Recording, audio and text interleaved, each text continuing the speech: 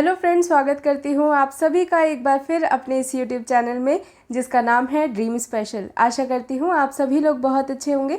तो जी, इस वीडियो की जो डिमांड थी वो बहुत ज़्यादा थी मेरे पास, एंड आई एम सॉरी कि मैं इस वीडियो को डालने में थोड़ी सी लेट हो गई हूँ, but never is too late, है ना। हमारे पास अभी भी काफ़ी दिन बचते हैं फॉर द प्रिपरेशन। एंड आज हम लोग करने वाले हैं मल्टीपल डिसेबिलिटीज़। ठीक है, इससे रिलेटेड वीडियोस जितनी भी हैं डिसेबिलिटी से रिलेटेड, उसकी मैं ज़्यादातर वीडियो अपने चैनल पर अपलोड कर चुकी हूँ। कल से हम लोग शुरू करेंगे GS classes and disability related जितने भी हमारे क्वेश्चंस होंगे उसकी भी सीरीज़ हम कल से कंटिन्यू करेंगे। प्लस आपका टेलीग्राम चैनल पर डेली टेस्ट चल ही रहा है, बट आज 2 वीडियो हो गई इसलिए शायद आज थोड़ा सा पोस्टपोन हो जाए वो टेस्ट। ठीक है फ्रेंड्स, बट हमें रिवीजन एंड अपनी स्टडीज़ को कंटिन्यू रखना है। ठीक है फ्रेंड्स, तो आज का हमारा टॉपिक है मल्टीपल डिसेबिलिटीज़। मल्टीपल डिसेबिलिटीज़ जैसे कि आप मल्टीपल से जानते हैं, मल्टीपल नाम ही आ जाता है जब एक नहीं काफ़ी सारी चीज़ हो। ठीक है, उसको हम बोलते हैं मल्टीपल। अब जब हम डिसेबिलिटीज़ की बात कर रहे हैं, इट मीन्स कि 2 या 2 से ज़्यादा डिसेबिलिटीज़ की हम लोग बात कर रहे हैं।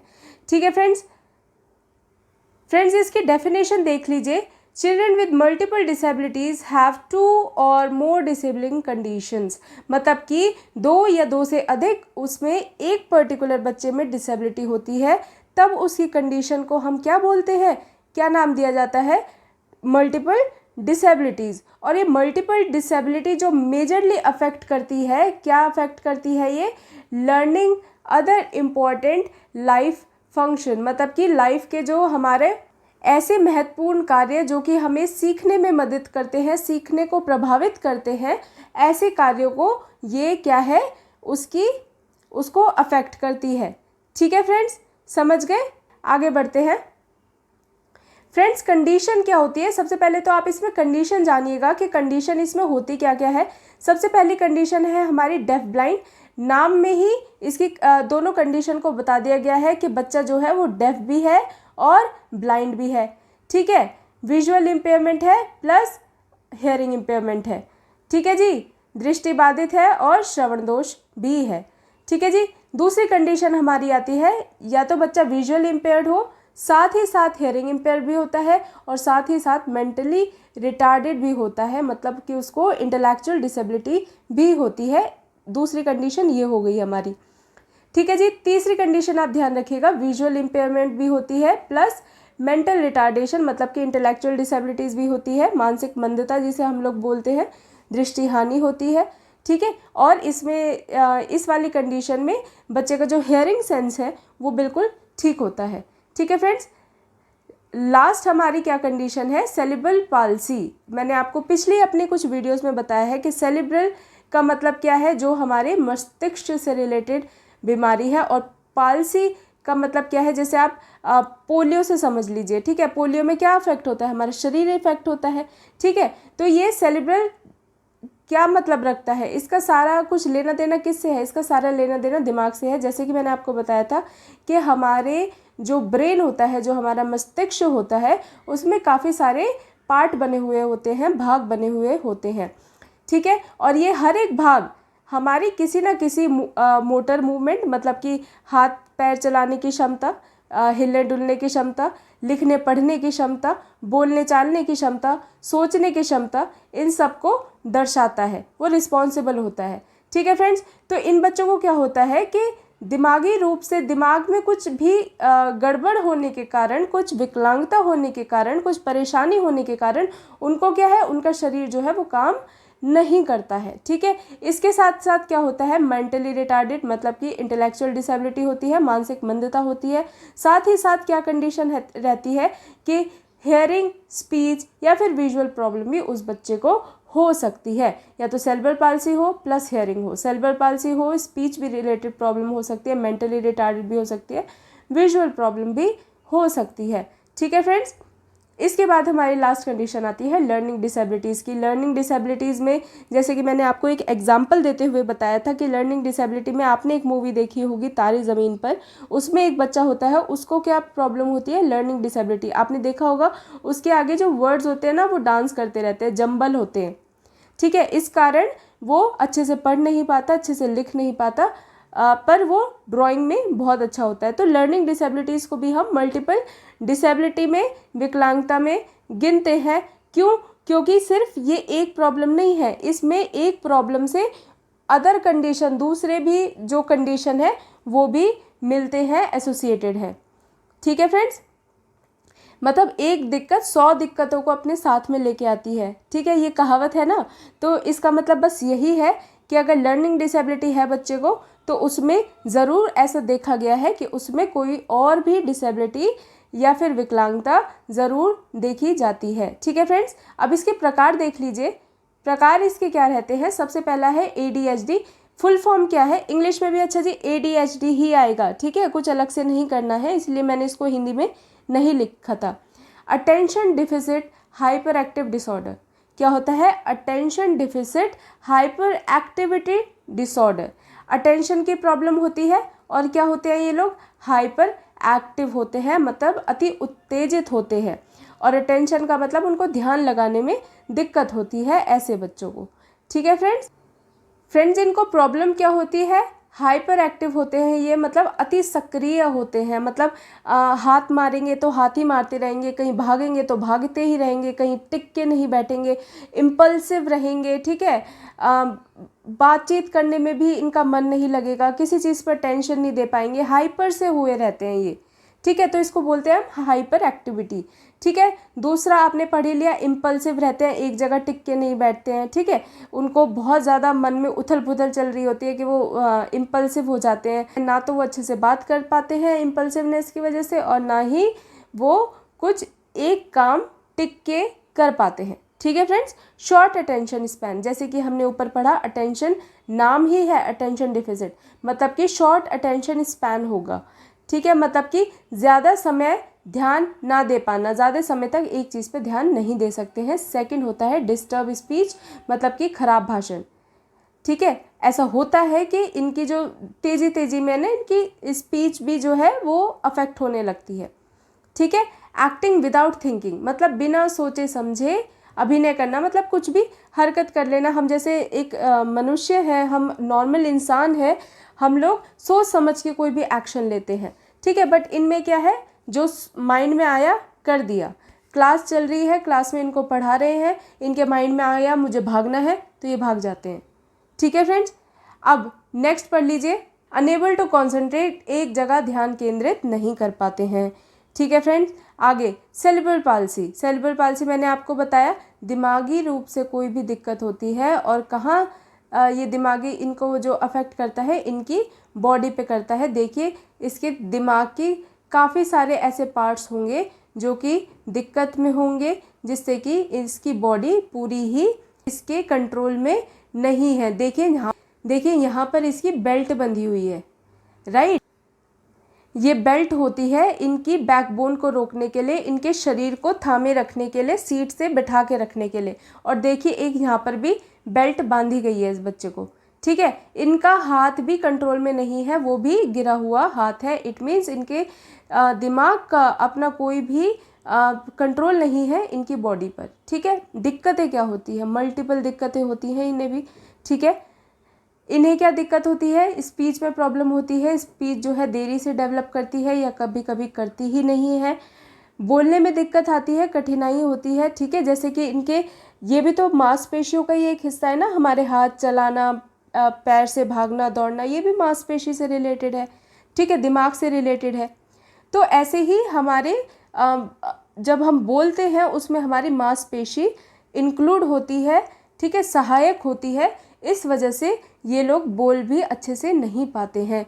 उसके बाद इतनी तक इन्हें दिक्कत होती है कि इन्हें चबाने में, खाने में, सकिंग में बहुत ज़्यादा दिक्कत हो जाती है। क्यों? क्योंकि इनका अपनी मसल के ऊपर, अपनी मांसपेशियों के ऊपर कंट्रोल नहीं रहता। किसकी वजह से? दिमाग की वजह से।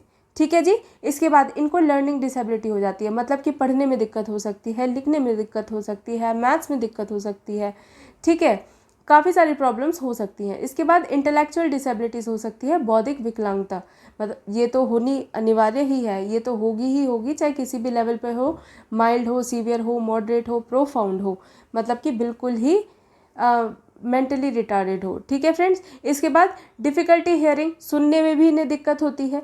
ठीक है। प्रॉब्लम विद विजन, देखने में, क्योंकि आँख भी, हमारा शरीर ही पूरा मांसपेशियों का एक पुतला है, जिसके कारण हमारा दिमाग जो है ना वो भी एक तरीके से रिस्पॉन्सिबल है किस चीज़ का, देखने का भी, ठीक है, सुनने का भी, भागने का भी, दौड़ने का भी, सारी चीज़ के लिए रिस्पॉन्सिबल है। तो जब अगर दिमाग में ही कोई प्रॉब्लम चल रही है तो ऑब्वियस सी बात है विजन भी, देखने की जो क्षमता है उसमें भी इनको दिक्कत आएगी ही आएगी। एबनॉर्मल आई मूवमेंट, मतलब कि हम जैसे किसी से बात करते हैं हम आई कांटेक्ट करते हैं, राइट, बट इनके सामने अगर आप बैठोगे और इनको ऑब्जर्व करोगे तो आपको पता लगेगा कि इनकी जो आई बॉल है, आँखों की जो ये पुतलियाँ हैं, ये अपने आप ही हिल रही हैं इधर उधर, मतलब कभी ये ऊपर देखते हैं, कभी ये दाएं देखते हैं, बाएं देखते हैं, नीचे देखते हैं, ऊपर देखते हैं। ठीक है फ्रेंड्स, तो इससे भी आप पता लगा सकते हैं। ठीक है, आगे बढ़े। Mental health condition such as emotional disorder, behaviour problem, मतलब कि अगर इनको माइल्ड सेरेब्रल पॉलिसी है ना, थोड़ी माइल्ड भी है, तो इनको क्या होगा कि बैठे बैठे अगर इनको बॉडी पे कंट्रोल नहीं होगा, ये बैठे बैठे ना किसी से बात कर पाएंगे, ना कुछ सुन पाएंगे, अंदर क्या होगा, इमोशनल डिस्टर्बेंस ही होगा और बिहेवियर में प्रॉब्लम आ जाएगी। ठीक है, मानसिक स्वास्थ्य इनका ठीक नहीं रहेगा। अब बात आती है डेफ ब्लाइंड। देखने से ही पता लग रहा है कौन कौन सी दो कंडीशन है, डेफ भी है और ब्लाइंड भी है, बहरा भी है और दृष्टि बाधित भी है। ठीक है फ्रेंड्स। इसके बाद ये होते हैं डेफ ब्लाइंड बच्चे, ना इनको सुनाई देता है ना इनको दिखाई देता है। ये क्या करते हैं, जैसे हम बोलते हैं ना तो हमारे होठों पे हाथ रखते हैं और यहाँ से मूवमेंट का पता लगाते हैं कि क्या बोला जा रहा है। आ बोला जा रहा है तो इन्हें पता है कि मुंह खुला हुआ होगा, आ ऐसे मुंह खुला हुआ होगा। ठीक है, और कुछ भी अगर होठ से मिला हुआ शब्द होगा, वाइब्रेशन इनको अगर सेंस देना है ऐसे करके, तो इनका जो हाथ है वो लेकर गले पे लगाया जाएगा और इनसे बोला जाएगा कि मतलब फील करो, तो इनको फील होता है ऐसे करके। और ये फील जब होता है ये क्या करते हैं, हल्की सी स्माइल करते हैं, मतलब कुछ ना कुछ रिफ्लेक्स जो होता है वो इनके चेहरे पर दिखाई देता है। ठीक है फ्रेंड्स, इनको बहुत ही ज़्यादा डिफ़िकल्ट है पढ़ाना, सीरियसली इनको बहुत ही ज़्यादा डिफ़िकल्ट है पढ़ाना। मैंने भी इन बच्चों के साथ काफ़ी काम किया है एंड आई नो कि इन लोगों के साथ क्या क्या कितनी प्रॉब्लम्स होती हैं। तो बी केयरफुल अगर आप डेफ ब्लाइंड के बारे में कुछ भी इंफॉर्मेशन ले रहे हैं, और प्लीज़ अगर आप जैसे अब IELTS दे रहे हैं उसके बाद किसी भी इंस्टीट्यूशन में जाएंगे, आप डेफ ब्लाइंड के साथ अपने कुछ आवर्स, वर्किंग आवर्स ज़रूर रखिएगा, प्रैक्टिस आवर्स ज़रूर रखिएगा। आप सिर्फ उन्हें बैठ के देख लेंगे ना, आपको पता हो जाएगा कि ये लोग कैसे पढ़ते हैं। ठीक है फ्रेंड्स, जो हमने साइन लैंग्वेज की बात करी ये वो भी करते हैं, जो हमने ब्रेल की बात करी ये वो भी करते हैं।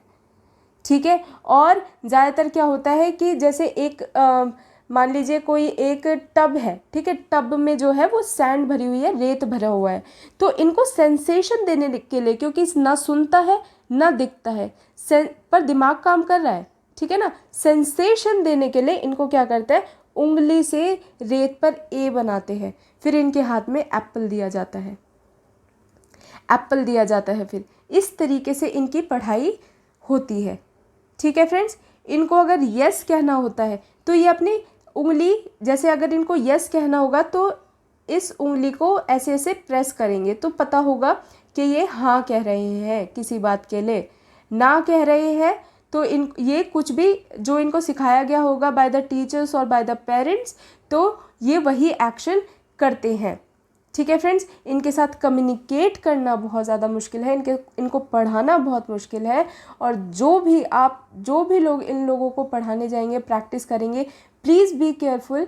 आप लोग बहुत अच्छे से इनको पढ़ा के उनके बारे में स्टडी करके जाइएगा कि एक्चुअली बच्चे को दिक्कत है तो किस लेवल पे है, क्योंकि डेफ ब्लाइंड बच्चों में भी दिक्कतें इस तरीके से होती हैं। लाइक अगर मान लीजिए वो कम्प्लीटली डेफ है अगर वो, पर उसकी आंखें क्या पता पार्शियल विजन लॉस हो, मतलब कि थोड़ी थोड़ी उसकी दृष्टि हो, उसको मोटे मोटे चश्मे लगे हुए हों, ठीक है, या फिर आप मान लीजिए कम्प्लीटली ब्लाइंड हो, दृष्टि बाधित हो, तो उसके कान ऐसे होंगे कि उसको थोड़ी थोड़ी आवाज़ जाएगी उसमें रेसिडुअल हेयरिंग होगी, बची कुची सुनने की क्षमता होगी, तो उसको अगर हेयरिंग एड दिया जाएगा तो वो उसको बेनिफिट कर सकता है। तो इसी चीज़ों का सहारा लेते हुए हम इनको पढ़ाते हैं। और जो बिल्कुल ही इनके बहुत ज़्यादा टफ़ केसेस होते हैं, टफ़ चिल्ड्रन होते हैं, बच्चे होते हैं, उनको तो बहुत ही अलग तरीके से पढ़ाया जाता है। ठीक है, अलग अलग मटेरियल यूज़ किए जाते हैं, अलग अलग इनको ट्रेनिंग दी जाती है। ठीक है, तो काफ़ी सारे इनके साथ ट्रेनिंग शेड्यूल्स होते हैं जो कि चलते हैं।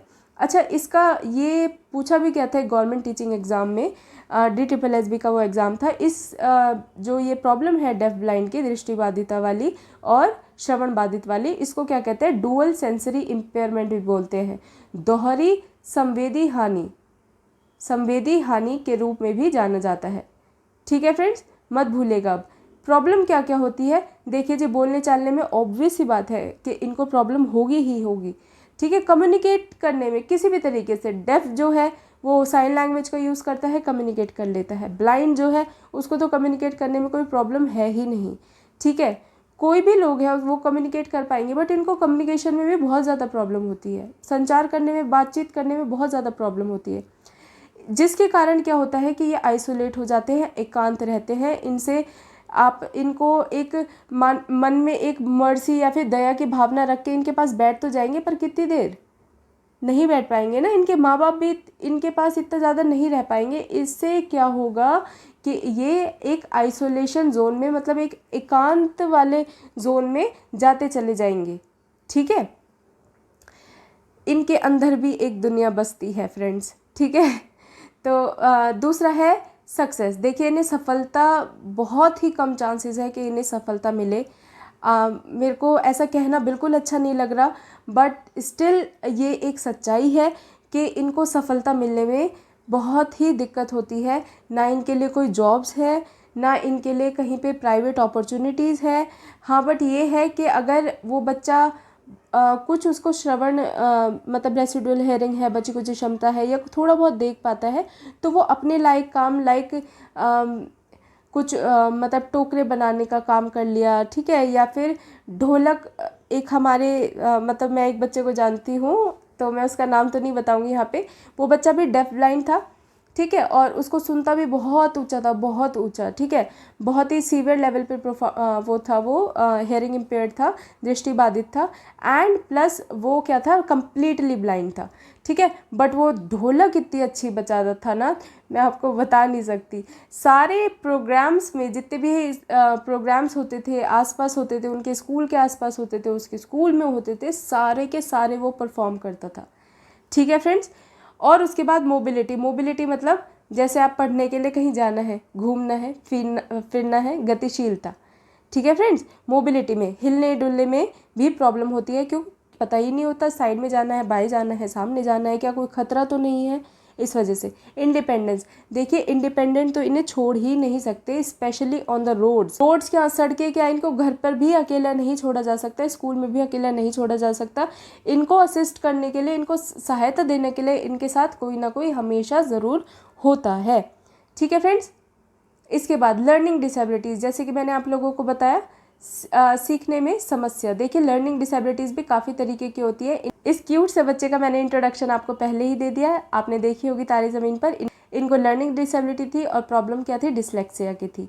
ठीक है फ्रेंड्स, इंग्लिश में भी डिसलेक्सिया ही लिखा जाएगा। मैंने बहुत सर्च किया गूगल पे, बट आया नहीं। ठीक है, डिसलेक्सिया को डिसलेक्सिया ही प्रोनाउंस किया जाएगा हिंदी में भी। ठीक है, क्या प्रॉब्लम होती है, मेनली डिसलेक्सिया। लेक्सिया मतलब पढ़ने में दिक्कत। ठीक है, डिसलेक्सिया मतलब पढ़ने में दिक्कत होगी, इन्हें रीडिंग में दिक्कत होगी, ये बात आप ध्यान रखिएगा। प्रॉब्लम आइडेंटिफाइंग साउंड्स, आ ई। ठीक है, अब इन्हें पता नहीं है कौन सी ई हमें यूज़ करनी है, साउंड्स में दिक्कत हो जाती है, आ ऊ ऐसे वर्ड्स में दिक्कत हो जाती है। ठीक है, आइडेंटिफाई नहीं कर पाते कि नहीं लेटर्स की साउंड। ठीक है, इंडिविजुअल लेटर्स की साउंड। उसके बाद हैविंग अटेंशन डिफिसिट, देखिए जी, डिसलेक्सिया अगर होगा, इसका पढ़ाई लिखाई में मन नहीं लगेगा। पढ़ाई लिखाई में अगर मन नहीं लगेगा तो क्या होगा, अटेंशन की, ध्यान की कमी हो जाएगी, ध्यान नहीं केंद्रित करके ये पढ़ पाएंगे, ये बैठ पाएंगे, ये लिख पाएंगे। ठीक है फ्रेंड्स, क्योंकि पढ़ने की शुरुआत हमेशा किस से होती है, रीडिंग से होती है, सुनने से होती है। सुन तो ये फिर भी ले, बट अगर जहाँ पर रीडिंग की बात आई तो प्रॉब्लम इन्हें खड़ी हो जाएगी वहीं से ही, इसीलिए इसको बोला जाता है, ये भी अंडर आती है किसके, मल्टीपल डिसेबिलिटीज़ के। ठीक है फ्रेंड्स। इसके बाद डिस्ग्राफिया। देखिए डिस्ग्राफिया, ग्राफ, जहाँ पे ये ग्राफ लिखा हो ना, ग्राफ मतलब कि राइटिंग, ठीक है, राइटिंग से रिलेटेड इनको प्रॉब्लम होती है, इनसे लिखा नहीं जाता है, लिखते हैं ऊट पटांग लिखते हैं, मतलब कि यहाँ पर ए लिख दिया, यहाँ पर बी लिख दिया, यहाँ पर सी लिख दिया, सी उल्टा लिख दिया, ठीक है, डी उल्टा लिख दिया, या फिर मान लीजिए डी ऐसे निकाल दिया, तो लिखा नहीं जाता है इन लोगों से प्रॉपरली। ठीक है। इसके बाद डिस्ग्राफिया, ग्राफ से याद रखेंगे लिखने का, लिखने के लिए, लिखने की प्रॉब्लम होती है इनको। डिफ़िकल्टी फॉर्मिंग लेटर और नंबर बाय हैंड। देखिए लेटर्स भी नहीं बना पाते, A B C D, and numbers भी नहीं बना पाते हैं। ठीक है, 2 को ऐसे लिख देंगे, ठीक है, 3 को भी ऐसे लिख देंगे, 3 को ऐसे भी लिख देंगे, तो अलग अलग चीज़ें होती हैं। ठीक है फ्रेंड्स। इसके बाद देख लीजिए, तो अक्षर बनाने में इनको दिक्कत होती है। ठीक है। सेकंड है इनकी slow hand writing development compare to the peers. साथियों की तुलना में धीमी लिखावट विकास, मतलब कि लिखावट का विकास तो इनका किया जाता है टीचर्स के द्वारा, बट बहुत धीमे इनका विकास हो पाता है। ठीक है। इनकंसिस्टेंट राइटिंग, तोड़ तोड़ के लिखेंगे। ठीक है, मतलब पहले कुछ लिख दिया, फिर कुछ लिख दिया, फिर यहाँ लिख दिया, फिर वहाँ लिख दिया, कंसिस्टेंट नहीं है, मतलब लगातार राइटिंग नहीं है। जैसे हम लोग लिखते हैं ना, ये भी एक लगातार एक फॉर्म में लिखा हुआ है, तो ये भी नहीं है, तोड़ तोड़ के लिखते हैं। मतलब ए भी, अगर एप्पल भी लिखना है, ए यहाँ लिख दिया, पी यहाँ लिख दिया, फिर कहीं और पी लिख दिया, ऐसे करके तो इनको सीवियर प्रॉब्लम भी हो जाती है। Mixed upper and lower case, मतलब कि जैसे हमारी इंग्लिश में मान लीजिए ऐसी लाइंस होती है, ठीक है, इंग्लिश में ऐसी लाइंस होती है, और इनको अपर केस मतलब ऊपरी भाग और नीचे वाले भाग को मिलाकर एक वर्ड बनाना है। फॉर एग्जांपल हमें एफ बनाना है, तो ये उसमें कंफ्यूज हो जाएंगे, ये छोटा सा एफ बना देंगे, ये बहुत बड़ा एफ बना देंगे, इनको लाइंस की समझ नहीं हो पाती है। ठीक है friends. Difficulty writing and thinking at the same time. हम क्या करते हैं, एक ही साथ सोचने की और सोचने के बाद लिखने की क्षमता रखते हैं। ठीक है, बट इनमें ऐसा नहीं हो पाता है, ये साथ के साथ सोच और लिख नहीं सकते हैं। डिफ़िकल्टी इन स्पेलिंग, ऑब्वियस सी बात है, अगर हमें लिखने में दिक्कत होगी तो हमें स्पेलिंग में भी दिक्कत होगी, ना ही याद होंगे, ना ही हम अच्छे से लिख पाएंगे। तीसरा है हमारा डिसकैलकुलिया, कैलकुलिया, कैलकुलेटर से वर्ड याद रखना, कैलकुलिया। और किसकी दिक्कत है ये, मैथ से रिलेटेड दिक्कत है। किससे रिलेटेड दिक्कत है, मैथ से रिलेटेड दिक्कत है। अच्छा, जितनी भी लर्निंग डिसेबिलिटीज है सभी के साथ चांसेस होते हैं किसके, अटेंशन डिफिसिट होने के। ठीक है फ्रेंड्स, याद रखेंगे। और अटेंशन डिफिसिट अगर हुआ, अगर वो मेजर लेवल का हुआ, तो बच्चा क्या हो जाएगा, एक स्लो लर्नर हो जाएगा जो धीमी गति से सीखा करेगा। ये भी एक प्रॉब्लम होती है। ठीक है फ्रेंड्स। इसके बाद तो डिसकैलकुलिया आप समझ गए, मैथ से रिलेटेड इन लोगों को प्रॉब्लम होती है। अब देख लीजिए दिक्कतें क्या क्या होती है इसमें। डिफ़िकल्टी रिमेंबरिंग, सोचने में बेसिक फैक्ट, मतलब जो हम मैथ्स में फैक्ट लगाते हैं ना, फॉर्मूलेज लर्न करते हैं, ठीक है, वो ये तथ्य जो है वो याद नहीं कर पाते हैं। ठीक है। स्लो टू परफॉर्म कैलकुलेशन, मतलब गणना करने में धीमे, मतलब कि हम लोग 2 4 हम शायद बिना देखे भी हम लोग कैलकुलेट कर लेंगे, बट ये कैलकुलेट ही नहीं कर पाएंगे, इनके साथ कुछ भी आप फॉर्म लगा लीजिए। ठीक है। वीक मेंटल अर्थमेटिक स्किल, इनकी जो अर्थमेटिक स्किल होती है, मतलब कि जो इनकी अंक गणित जो इसकी स्किल होती है, जो कौशल होता है, वो इनका वीक होता है। ठीक है। Poor sense of number and estimation, मतलब कि अनुमान लगाने में, संख्या लगाने में इनका जो सेंस है वो अच्छे से काम नहीं कर पाता है। ठीक है। अंडरस्टैंडिंग प्लेस वैल्यू, जैसे हम 1s 10s 100 ऐसे करते हैं ना, प्लेस वैल्यू हम लोग सीखते हैं, तो उसमें भी इन लोगों को कठिनाई होती है, वो भी नहीं सीख पाते हैं ये। Addition is often the default operation, मतलब जोड़ अक्सर डिफ़ॉल्ट ऑपरेशन होता है, मतलब कि 2 से 4 हमेशा इसका आंसर गलत करेंगे, 5 लिख देंगे, ऐसा देखा गया है अगर सीवियर लेवल की प्रॉब्लम है तो। ठीक है फ्रेंड्स। अच्छा, high level of mathematic anxiety, मतलब एंजाइटी होने लगती है, और एंजाइटी जहाँ पर शब्द आ गया, जहाँ पे हमारा अटेंशन का शब्द आ गया, मतलब कि इनको क्या है, मल्टीपल डिसेबिलिटीज़ है। ठीक है फ्रेंड्स। टीचिंग स्ट्रैटेजीज, अब इसमें बहुत मेन इंपॉर्टेंट पॉइंट है, टीचिंग कैसे करेंगे। Promote development of cognitive skills. Cognitive skills मतलब संज्ञानात्मक कौशल को बढ़ावा दिया जाए, जिसमें कि क्या हो, through active participation with hands on material exploration, big, little, wet, dry, light. मतलब कि अगर इन सब चीज़ों की आप जैसे एक नॉर्मल बच्चे को पढ़ा रहे हैं, उससे लाइट, हैवी, वेट, ड्राई, ये सब अगर लिटिल, बिग, ये सब अगर पढ़ा रहे हैं तो उसमें आपको ज़्यादा कुछ करने की ज़रूरत ही नहीं है। ठीक है, बोर्ड पे कुछ भी पढ़ा दो या फिर अपने मार्कर या फिर स्केच ले आओ और उसी से ही पढ़ाना शुरू कर दो। ठीक है, उनके वाटर बॉटल्स उठाओ, उनको ड्राई का कॉन्सेप्ट बता दो।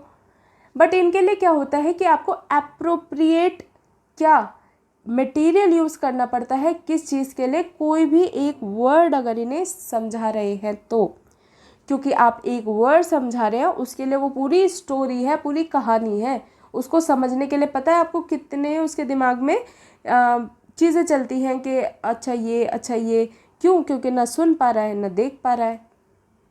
ठीक है, डेफ ब्लाइंड की बात कर रहे हैं यहाँ पे। हैवी, लाइट, तो बच्चे को उठवा के, रखवा के, बड़ा दिखा के, ठीक है, ड्राई महसूस करवा के, वेट महसूस करवा के तब इन लोगों को पढ़ाया जाता है। और इससे क्या होता है, जो आपकी व्यवहारिक जितनी भी सामग्री होती है, जितनी भी आपकी कॉग्निटिव जितनी भी सामग्री होती है वो इसमें हेल्प करती है। ठीक है फ्रेंड्स, इसके बाद focus on establishing a recognized means of communication. संचार के एक मान्यता प्राप्त साधन की स्थापना पर ध्यान दें। अब आपको पता तो लग गया कि भाई हमें कम्युनिकेट करना है। ठीक है, किसी भी तरीके से बच्चे को कुछ भी हमें बताना है। मान लीजिए हमें बच्चे को क्या बताना है, कार के बारे में बताना है, तो आप ज़्यादा से ज़्यादा क्या करेंगे, आप एज बीइंग अ टीचर आप ज़्यादा से ज़्यादा क्या करेंगे, एक टॉय लेके चले जाएंगे छोटा सा कि मैम हमने तो कार बता दी। बट आपको नहीं पता कि वो बच्चा कंसेप्ट ले कैसे रहा है, वो सीख कैसे रहा है अंदर, क्यों, क्योंकि वो रिस्पॉन्ड बैक तो कर ही नहीं सकता। ठीक है फ्रेंड्स, तो इसलिए बेटर होगा कि जो भी आप कम्युनिकेशन के लिए, संचार के लिए जो भी वस्तु की आप सामग्री की आप इस्तेमाल कर रहे हैं, सामग्री का इस्तेमाल कर रहे हैं, वो रियल हो तो ज़्यादा अच्छा है। एप्पल पढ़ा रहे हैं तो रियल एप्पल लेके जाएं, उसको स्मेल करवाएं। क्यों, क्योंकि वो देख नहीं पा रहा, सुन नहीं पा रहा। एप्पल क्या होगा, एप्पल की पहले शेप दिखवाएं। ठीक है, शेप देखने के बाद उसको काट के दे और उसको दोनों उससे फील करने दे। उसके बाद उसके नोज़ के पास लेके जाए, उसको बोले कि स्मेल करे, वो स्मेल करेगा, वो रिफ्लेक्स देगा आपको, कम्युनिकेट करने की कोशिश करेगा, वो स्माइल करेगा। ठीक है, उसके बाद उसका एक पीस ले और उस बच्चे को खिलाएं, तब जाके इस बच्चे को एप्पल का एक कंसेप्ट क्लियर होता है। उसके बाद भी शायद क्लियर नहीं होता, उसके बाद भी आपको बहुत ही एक रिपीटेड रिवीजन की ज़रूरत पड़ती है। ठीक है फ्रेंड्स, समझ गए। अब आपको पता लग गया कार के बारे में पढ़ाना है तो कार आप रियल वाली दिखाएं। ठीक है, बस दिखानी है तो बस एक रियल वाली दिखाएं। ठीक है, किसी अगर बेल्ट के बारे में पढ़ाना है तो एक रियल बेल्ट लेके जाएं, उसकी कमर पे बांधें वो बेल्ट और उसे घूमने दे पूरे दिन वो बेल्ट बांध कर। ठीक है फ्रेंड, इसके बाद वोकैबुलरी शुड बी फेमिलियर, मतलब कि वोकैबुलरी अगर कोई भी हम उसको शब्दावली दे रहे हैं, शब्दावली ऐसी होनी चाहिए जो इसकी एज के अप्रोप्रिएट हो, जो उसकी मतलब जितना भी बच्चे का एज है उसके अप्रोप्रिएट हो वो। ठीक है, दूसरी चीज़ ऐसा शब्द हो जो कि वो अपनी डेली लाइफ में देखता हो, सुनता हो। ऐसा कोई वर्ड ना हो जो वो डेली लाइफ में अपने सुनता ही ना हो, देखा ही ना हो। ठीक है, या फिर उसे पहचानता ही ना हो। ठीक है, तो ऐसा कोई वोकैबुलरी उसको देने की ज़रूरत नहीं है। ऐसी शब्दावली दें जो उसके डेली काम में आएगी। लाइक हम ज़्यादातर हम भारतीय होने के नाते हम क्या यूज़ करते हैं, ज़्यादातर हम एप्पल की जगह हम सेब बोलते हैं, हमारे घरों में सेब बोला जाता है। ठीक है, तो हम ज़्यादा से ज़्यादा कोशिश करेंगे कि इसको एप्पल नहीं पढ़ाना है, इसको सेब बताना है। तो इस तरीके से उनकी वोकैबुलरी जो है वो अच्छे से बनाई जाती है। ठीक है फ्रेंड्स, इसके बाद provide explore to a wide variety of literary material. Yes, बहुत ज़रूरी है। ठीक है, लिटरेरी मटेरियल मतलब साक्षरता सामग्री, जिस हिसाब से जिससे आप पढ़ा सकें ऐसा मटेरियल यूज़ करना। कैसा मटेरियल होना चाहिए, जैसे कि written by the students, experience की बुक होनी चाहिए, स्टोरी की बुक्स होनी चाहिए, ब्रेल होने चाहिए, टैक्टाइल। टैक्टाइल मतलब कि ऐसी चीज़ जिस पे छूकर हमें पता लगाया जा सके। जैसे हमें फॉर एग्जांपल ट्राइंगल पढ़ाना है तो एक ट्राइंगल शेप का ही कोई कार्डबोर्ड काट लो, ठीक है, या फिर एक ट्राइंगुलर शेप का ही कोई एक ब्लॉक ले लो, ठीक है, उससे बताओ कि हाँ जी ये ट्राइंगल है, ठीक है फ्रेंड्स। तो इसे बोलते हैं टैक्टाइल, जिसे वो छू के देख सके, समझ सके। और ज़्यादा से ज़्यादा, जैसे कि मैं आपको हमेशा बताती हूँ, real objects are the best material for these students, okay, for VI students, for HI students और for the any students. Real object से बेटर ना कोई एक्सपीरियंस अगर आपको शेयर कर रहे हैं, कोई एग्जांपल अगर आप देना चाहते हैं बच्चों को, तो रियल लाइफ के एग्जांपल ही दें जिससे बच्चा रिलेट कर पाए, और रियल ऑब्जेक्ट से ही ज़्यादा से ज़्यादा पढ़ाने की कोशिश करें, ठीक है फ्रेंड्स। इसके बाद अवॉइड मिनिएचर रिप्रेजेंटेशन। जैसे कि मैंने आप लोगों को बताया कि अगर छोटी सी गाड़ी है तो छोटी सी गाड़ी नहीं दिखानी, उससे उसका कार का जो पूरा कंसेप्ट है ना वो गड़बड़ा जाएगा, वो कार को फिर वही समझेगा वो छोटा सा एक टॉय जो कि मैम ने मुझे दिखाया था, ठीक है फ्रेंड्स। जैसे कि फॉर एग्जांपल आप लोग क्या करते हैं, जब हम लोग मटेरियल बनाते हैं, अगर हमें रेन पढ़ानी है, रेन में क्या करते हैं ना बच्चे, सुंदर सा नंबर लेने के लिए क्या करते हैं, सुंदर सुंदर सी ना कॉटन की ऐसे ड्रॉप्स बना देते हैं। बट आप सोचिए कि जब ये बच्चे इस ड्रॉप को छुएंगे, जब इन ड्रॉप्स को टच करेंगे तो क्या होगा, इनको लगेगा अच्छा ड्रॉप ऐसी होती है, वो वेट नहीं होती, वो कॉटन जैसी होती है। तो क्या हो गया, कॉन्सेप्ट गलत हो गया, आपका पढ़ाना व्यर्थ, आपका 1 घंटा 45 मिनट उस क्लास में बिताना व्यर्थ, ठीक है फ्रेंड्स। मिनिएचर चीज़ों का सहारा ना लें, ठीक है फ्रेंड्स। इसके बाद क्रिएट रूटीन। ऐसा रूटीन में बांधना इन लोगों को बहुत ज़रूरी है जिसमें एक परफेक्ट अच्छी शुरुआत हो, मिडिल हो और एंडिंग हो। ऐसा एक रूटीन होना चाहिए।